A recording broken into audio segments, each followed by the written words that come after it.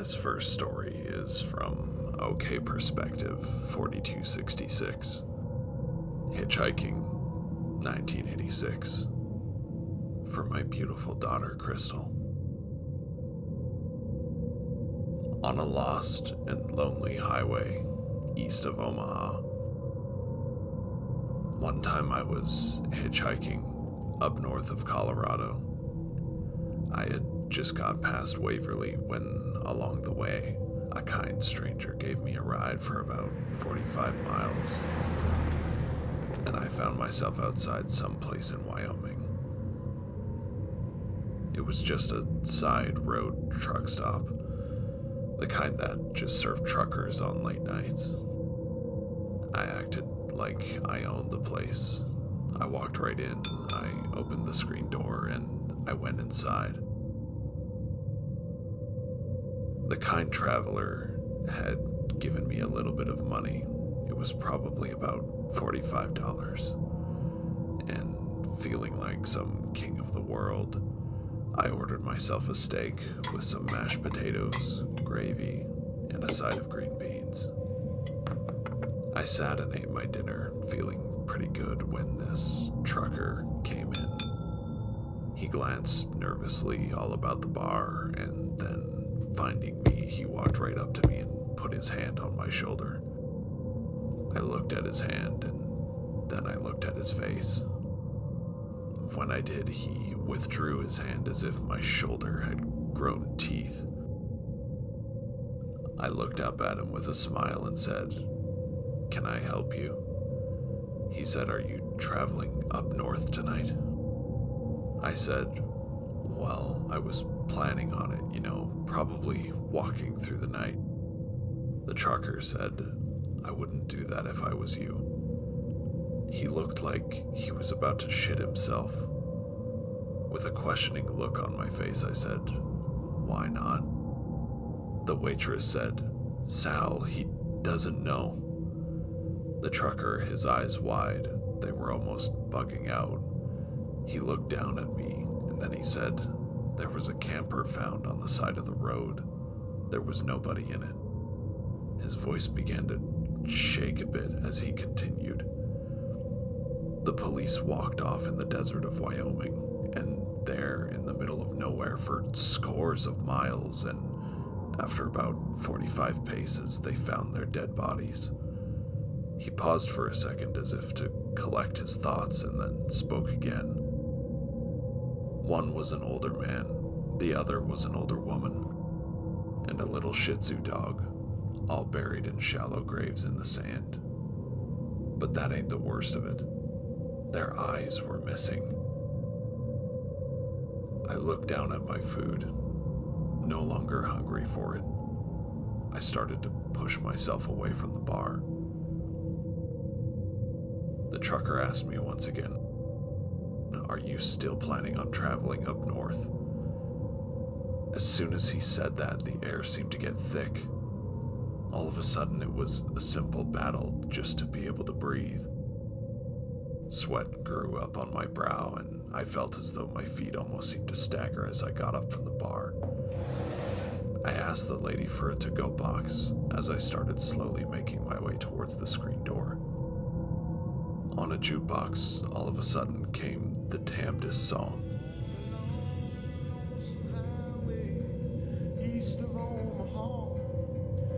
My feet felt like I was walking through some kind of invisible mud. As I tried to get out, try to get somewhere else other than this place, the air felt so heavy I almost couldn't breathe. I thought about my little girl down in Aurora, Colorado. I knew if I died out in this desert somewhere where she knew I would never ever be, that she would never even know if anyone would find my body if I was to die out here. I started to sweat, but it was a cold, clammy sweat, if you know what I mean. In that slow walk towards the door, I heard the waitress say, "Be careful out there. There's probably somebody out there who means you harm." You have to remember, this was 1986. hitchhiking wasn't as dangerous as it is nowadays. If you hitchhike nowadays, you're probably going to die, because there's so many psychopaths out there with your name tattooed on their wrist. I left that trucker dive. I walked for about 1.5 miles and I found the abandoned trailer on the side of the road. Judging by the state of the camping trailer, I could tell it had been some time since the events told to me occurred. With no other options but forward, I crawled up into it. I found the furthest corner that I could find and laid there among some old spider webs and leaves. I cried. I went to sleep. I was too young to feel this way, but at that moment, I felt the ancientness of the world. And knowing what happened here, just how cold the night could truly be.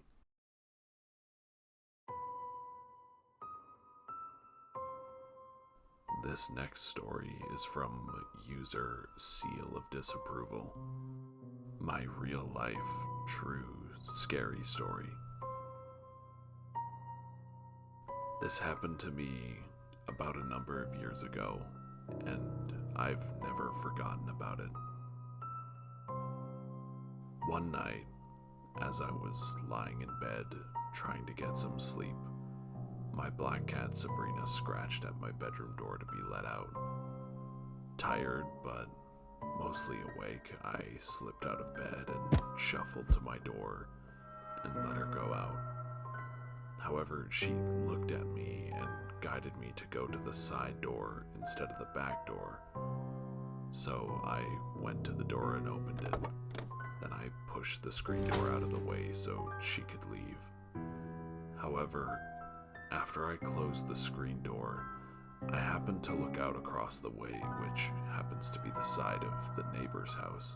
In the driveway, blocking a bit of their house, is my dad's 1995 Chevy truck.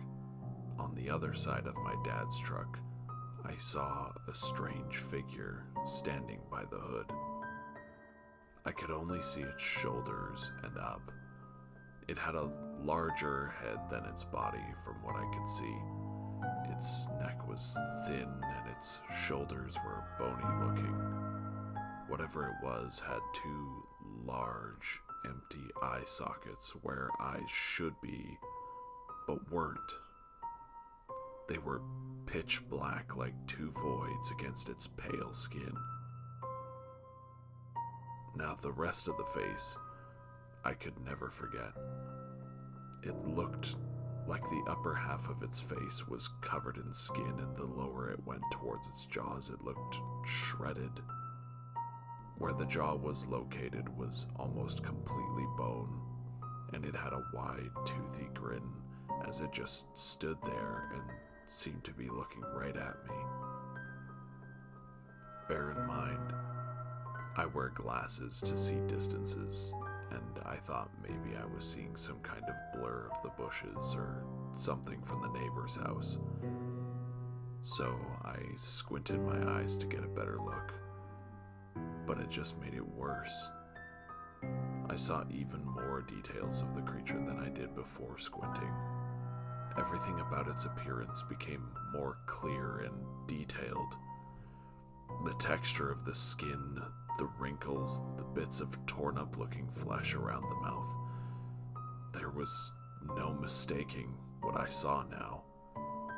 Terrified, I closed the side door and locked it. I was breathing heavily as my heart raced in my chest, but even then, I tried to reason with myself that maybe what I saw wasn't real, but I couldn't shake it. I know what I saw. Still scared, I ran into my room and jumped into bed. I was in my 30s, yet I took my blankets and hid under the covers like a kid. After all these years, I suddenly felt the way I used to feel as a child when I woke up to vivid night terrors. That fear of not being able to escape the horrors of my imagination, feeling completely alone and vulnerable, even though my parents were across the way in their bedroom. As I hid under the blankets, I suddenly heard a long, continuous scratch on my wall. From the same direction I saw the creature. It was like it was in my room and running a nail along my bumpy bedroom wall. I could hear the nail lightly thump each time it hit a bump on the wall. My panicking grew, and I felt more and more at the mercy of childhood trauma. I started to cry and tried to talk myself out of this fear that was gripping me. Maybe this thing fed on fear, I thought to myself. Maybe it was getting a rise out of me and using my fear for its enjoyment. I tried to calm down and tell myself that everything was okay. As I was starting to relax, the scratching finally stopped and everything went quiet. Suffice to say, I did not want to see that thing ever again. And to this day, when I remember this, I try to convince myself that I was still seeing things. The next night, as the cat wanted to go outside again, I reluctantly looked in the location where the creature had stood behind the hood of my dad's truck. Nothing in the area looked like the creature at all, not even any of the features or objects. That's when I settled with myself that what I saw was real, and that realization scared me all the more. I never want to see that thing again, and I hope that it never comes back.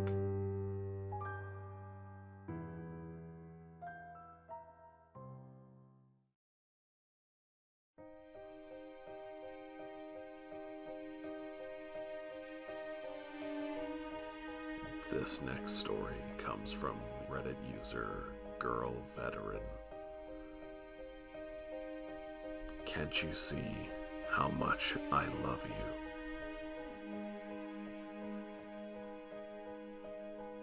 When I first got out of the army, I was in a relationship with a guy in 3rd Ranger Battalion.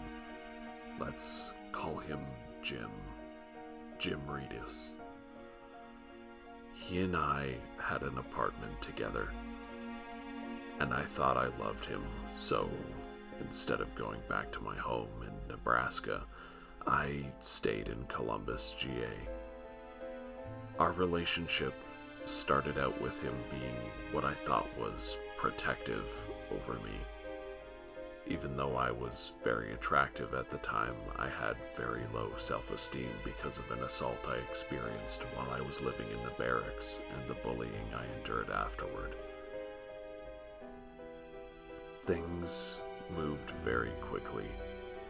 In fact, we were inseparable from the night we met. Anytime another man looked at me, he would get very confrontational toward the guy. I felt safe and protected by this. It made me feel special. I thought he must really value me if he would get so upset by a guy even looking my way, at first.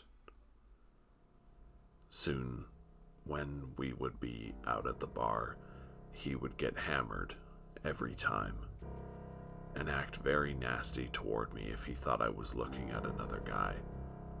This would cause bitter fights, and I would always end up in a fetal position in bed, sobbing. But still, I stayed. The next day, he would always apologize, making excuses about it being because he was so drunk. But then he would proceed to explain to me why what I had done was wrong. It wasn't long before I found myself totally isolated from my friends and family because he was so insecure. He made me take all of my phone calls on speakerphone. My family begged me to leave, but I was afraid I couldn't get by on my own. Then one night, we came home from the bar in the usual fashion. Him screaming in my face and me sobbing. I told him I was going to get a room at a motel, and he lost his freaking mind. He yanked the keys out of the ignition and threw them into the woodline. He then got out of my car and proceeded to kick in the front quarter panel of my car. He used so much force the hinges to the passenger door were bent. I told the insurance company it was a hit and run, or I never would have been able to get the damage fixed. He screamed at me to get inside the apartment, but I couldn't unlock the door without my keys, which he blamed me for. He then grabbed me and started shoving me into the front door, first by my shoulders, then with his hands around my throat, screaming, "Can't you see how much I love you?" I rasped, No, I can't." He let go, and I fell to the ground in a heap. That night, I had finally had enough. I was finally so angry that I didn't feel afraid anymore. That morning, while he was sleeping it off, I began to make plans. I started by telling him he had to leave and move back into the barracks. When he refused, I had to get his chain of command involved to make him leave the apartment and go back to live in the barracks, on someone's couch, in the street, just as long as it wasn't with me. He stalked me mercilessly. I filed for an OP, but he bullied me into dropping it. I knew I would never be free from him if I stayed, so my parents sent me some money via Western Union. This was in 2002. And I rented a Penske truck and a trailer.